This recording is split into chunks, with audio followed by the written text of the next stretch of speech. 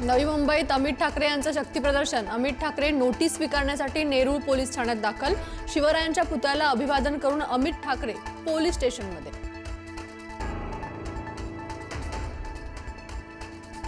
Pankaja मुंडेंचे PA अनंत गर्जे यांच्या पत्नीची आत्महत्या। आत्महत्या नाही तर हत्या असल्याचा नातेवाईकांचा आरोप। आत्महत्येस प्रवृत्त केल्याप्रकरणी सासरच्या मंडळींवर गुन्हा दाखल। घटना घडली तेव्हा घरात नव्हतो। पत्नी गौरी यांच्या आत्महत्येवर अनंत गर्जे यांचं स्पष्टीकरण। घरी पोहोचलो तेव्हा घराचे दरवाजे आतून बंद होते, गर्जेंची माहिती।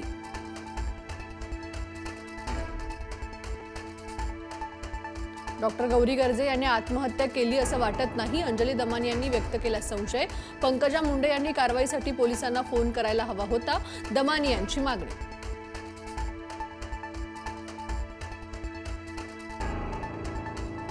अजित पवारांपाठोपाठ चंद्रशेखर बावनकुळेंचीही मतदारांना दमदाटी। माझ्याकडे पट्टे देण्यासाठी महसूल मंत्री म्हणून पेन आहे, पट्टे पाहिजेत तर भाजपाला मत द्या, बावनकुळेंचं विधान।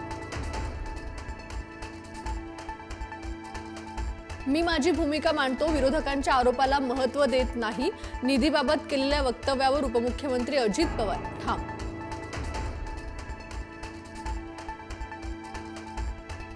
ज्या वार्डामध्ये मतं कमी पडतील त्यांनी ठरवून ठेवावं, आपलं काही खरं नाही। कुणीही निगेटिव्ह चर्चा केली तर खैर केली जाणार नाही। मंत्री हसन मुश्रीफ यांची कार्यकर्त्यांना दमदाटी।